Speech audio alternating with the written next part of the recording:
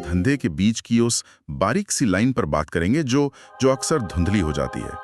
हमारे पास गुरु ट्रैप की बनावट नाम की एक प्रेजेंटेशन है और ये परत दर परत खोलती है कि कैसे भरोसे और आस्था को एक पूरा गोरख धंधा बनाने के लिए इस्तेमाल किया जा सकता है। ये एक बहुत ही सेंसिटिव लेकिन जरूरी मुद्दा है। भारत में आध्यात्मिकता लोगों की रगों में है, लेकिन इसी वजह से ये उन शिकारियों के लिए एक बहुत बड़ा बाजार भी बन जाता है। बिल्कुल, जो इस आस्था का फायदा उठाना जानते हैं। तो आज हम इसी बनावट को समझने की कोशिश करेंगे। ये तंत्र कैसे काम करता है, वो कौन सी मनोवैज्ञानिक चालें हैं जिनका इस्तेमाल होता है, और सबसे बड़ा सवाल कि असली गुरु और एक पाखंडी में फर्क कैसे किया जाए। चलिए इसी की पड़ताल करते हैं। चलिए शुरू करते हैं। तो पहली स्लाइड का शीर्षक है विश्वास बनाम व्यापार, असली गुरु और पाखंडी का सच। जी। और इसमें एक तरफ एक मिट्टी का दिया है जो सादगी और सच्ची आस्था का प्रतीक है, और दूसरी तरफ एक भव्य सिंहासन। हाँ, लेकिन जिसकी परछाई एक पिंजरे जैसी दिखती है। सही, ये तस्वीर ही पूरी कहानी बयां कर देती है। बिल्कुल, ये सीधे तौर पर दो अलग अलग रास्तों को दिखाता है। एक रास्ता प्रकाश और सरलता का है, और दूसरा सत्ता, भव्यता और अंत में बंधन का। नीचे की पंक्ति भारत आध्यात्मिकता की भूमि है, लेकिन ये शिकारियों का बाजार भी है। इस चर्चा के लिए एक बहुत गंभीर आधार तैयार करती है। तो अगली स्लाइड पर चलते हैं। इसका शीर्षक है शिकार कौन, विश्वास नहीं, कमजोरी की तलाश। और इसमें जो दिलचस्प बात है वो ये है कि ये शिकारी आस्था वाले लोगों को नहीं ढूंढते। अच्छा, वो कमजोरी वाले लोगों को ढूंढते हैं। स्लाइड में साफ बताया गया है कि इनका एक टारगेट प्रोफाइल होता है। जैसे लाइलाज बीमारी से जूझ रहे लोग, पारिवारिक क्लेश में फंसे लोग, या फिर अकेलेपन के शिकार लोग। तो वो आशा नहीं जगाते, वे सीधे तौर पर व्यक्ति की भावनात्मक कमजोरी पर निशाना साधते हैं। बिल्कुल, शोध भी यही कहता है कि अनुयायी स्थिर पृष्ठभूमि से हो सकते हैं, लेकिन उस वक्त वो किसी न किसी भावनात्मक संकट में होते हैं। अब यहाँ बात और भी दिलचस्प हो जाती है। अगली स्लाइड है सत्य और झूठ का मिश्रण, और इसमें 70-30 के नियम की बात की गई है। यस, ये उनकी कार्य प्रणाली का मूल है। वे 70% बातें बिल्कुल सही और अच्छी सलाह वाली करते हैं। अच्छी सलाह जैसे जल्दी उठना, नशा छोड़ना, बड़ों का आदर करना। ये ऐसी बातें हैं जिन्हें कोई गलत नहीं कह सकता। ये विश्वास बनाने के लिए होता है। और बाकी 30%? वो 30% नियंत्रण के लिए होता है, जिसमें ये संदेश छिपा होता है कि केवल मैं ही तुम्हें बचा सकता हूँ। स्लाइड कहती है हम झूठ को स्वीकार कर लेते हैं क्योंकि सच पहले परोसा गया था। अच्छा, ये एक बहुत शक्तिशाली मनोवैज्ञानिक उपकरण है। चलिए अगली स्लाइड देखते हैं। डर का व्यापार, निर्भरता का निर्माण। विश्वास बनाने के बाद अगला कदम डर पैदा करना है। डर? किस तरह का डर? ये दोष और श्राप का डर हो सकता है। अनुयायियों के मन में ये बात बैठाई जाती है कि मेरे बिना तुम असुरक्षित हो, अगर तुमने साथ छोड़ा तो कुछ बहुत बुरा हो जाएगा। तो यहाँ पर भगवान की जगह डर ले लेता है। सही कहा। व्यक्ति गुरु पर पूरी तरह से निर्भर हो जाता है, क्योंकि उसे लगता है कि गुरु ही उसे हर बुरी चीज से बचाएगा, और वो सवाल करना बंद कर देता है। अगला विचार है खास होने का भ्रम, भीड़ वर्सेस भक्त। ये एक और मनोवैज्ञानिक चाल है। हर कोई खास महसूस करना चाहता है। हाँ, ये तो है। इसलिए भीड़ से अलग बनों का विचार पेश किया जाता है। एक आंतरिक घेरा या इनर सर्कल का लालच दिया जाता है, जहां आपको लगता है कि आप गुरु के सबसे करीबी हैं। जबकि स्लाइड में साफ लिखा है आध्यात्मिकता सबके लिए होती है, पंथ में केवल सीढ़ियां होती हैं। सच्ची आध्यात्मिकता में कोई भेदभाव नहीं होता। बिल्कुल, कोई वीआईपी नहीं होता। अगली स्लाइड का शीर्षक है गोपनीयता, शोषण का हथियार। ये अलगाव यानी आइसोलेशन की तकनीक है।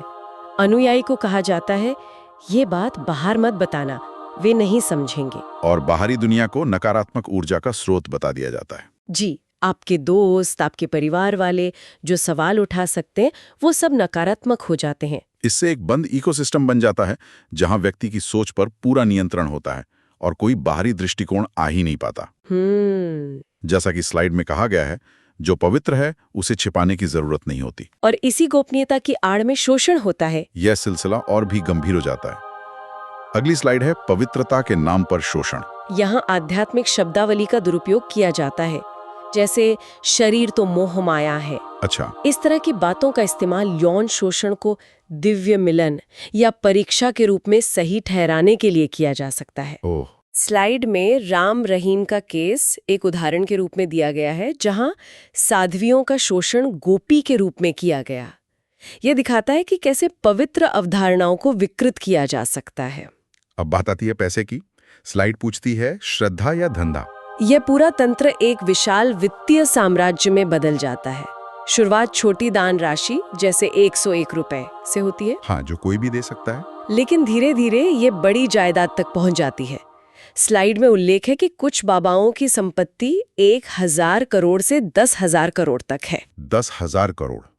और साथ ही अपने उत्पाद प्रसाद के नाम पर बेचे जाते हैं, जिससे आस्था का पूरी तरह से व्यवसायीकरण हो जाता है। हाँ, एक पूरा कॉर्पोरेट मॉडल। और जब इतना बड़ा साम्राज्य बनता है तो उसे बचाने के लिए सत्ता की जरूरत पड़ती है। अगली स्लाइड है सत्ता का संरक्षण, वोट बैंक की राजनीति। यह एक तरह का लेन देन है। राजनेता को चाहिए थोक में वोट जो इन गुरुओं के अनुयायियों से मिलते हैं, और बदले में क्रिया को भी प्रभावित कर सकता है। और जब कानून का डर भी खत्म हो जाता है तब आता है इसका अंतिम और सबसे खतरनाक परिणाम। अगली स्लाइड में जब भक्ति अंधभक्ति बन जाए, हिंसा।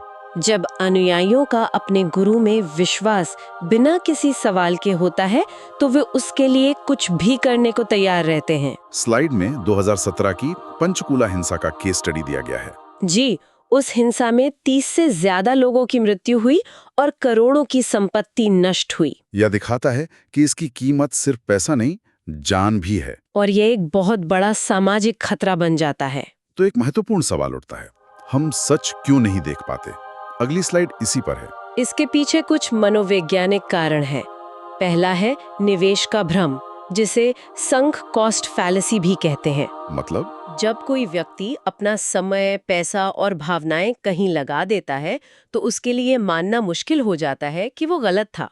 ये मानना मुश्किल है कि मैं मूर्ख था। बिल्कुल। इसलिए सच्चाई से ज्यादा सुरक्षित इनकार या डिनायल लगता है। लोग सच को देखने से इनकार कर देते हैं क्योंकि इससे उनका पूरा विश्व दृष्टिकोण ढह सकता है। अगली स्लाइड में इन सभी बातों का एक सारांश है। असली गुरु बनाम पाखंडी। ये एक सीधी तुलना है। पाखंडी यानी फेक गुरु निर्भरता बनाता है, डर बेचता है और खुद को भगवान बताता है। और असली गुरु इसके विपरीत असली गुरु यानी ट्रू गुरु आपको मुक्त करता है, डर मिटाता है और तुम्हें अपनी शक्ति दिखाता है। वो आपको अपने ऊपर निर्भर नहीं बनाता, बल्कि आपको आत्मनिर्भर बनाता है। आज के संदर्भ में अगली स्लाइड बहुत महत्वपूर्ण है। डिजिटल युग में आध्यात्मिकता। दुनिया एक ग्लोबल विलेज बन गई है। आध्यात्मिकता एक कनेक्शन है, कोई उत्पाद नहीं जिसे ऑनलाइन बेचा जा सके। लेकिन यहाँ एक चेतावनी भी है। क्या? एल्गोरिथम के इको चेम्बर से बचें। मतलब सोशल मीडिया पर हमें वही दिखाया जाता है जो हम देखना चाहते हैं। जी हाँ। जिससे हम एक ही तरह के विचारों में कैद होकर रह सकते हैं और सच से दूर हो सकते हैं। ये एक नया खतरा है। और अब हम आखिरी स्लाइड पर आते हैं जो इस पूरी चर्चा का सार है, अंतिम सत्य। इसमें एक ही वाक्य है जो सब कुछ कह देता है। जो तुम्हें डर से जोड़े वो गुरु नहीं, व्यापारी है। यह है असली और नकली के बीच अंतर करने का सबसे सरल पैमाना है। बिल्कुल। नीचे लिखा है जागरूक रहें, सुरक्षित रहें। तो अगर हम इस पूरी पड़ताल को देखें तो ये साफ है कि सच्ची आध्यात्मिकता सशक्त बनाती है, मुक्त करती है और व्यक्ति को अपने भीतर की शक्ति से जोड़ती है। जबकि इसका व्यावसायिक और पाखंडी रूप डर, निर्भरता और शोषण पर आधारित होता है। ये सिर्फ विश्वास की बात नहीं, बल्कि मनोविज्ञान, राजनीति और अर्थशास्त्र का एक जटिल जाल है। बिल्कुल। तो इन सभी स्रोतों को देखने के बाद सोचने के लिए एक विचार ये है, आज के डिजिटल युग में जहां हर कोई एक गुरु है और हर विचार एक उत्पाद है, कोई व्यक्ति अपने लिए प्रामाणिक आध्यात्मिक मार्ग कैसे खोज सकता है बिना एल्गोरिथम और व्यावसायिक हितों के जाल में फंसे? अभी लाइक करें, इस वीडियो को शेयर करें, क्योंकि सच तब तक शक्तिशाली नहीं होता जब तक वो फैलता नहीं। और सबसे महत्वपूर्ण, इस चैनल को अभी सबसे बड़ी लड़ाई हथियारों से नहीं, बल्कि विचारों से लड़ी जाती है। सच्ची आजादी विचारों की मुक्ति से शुरू होती है।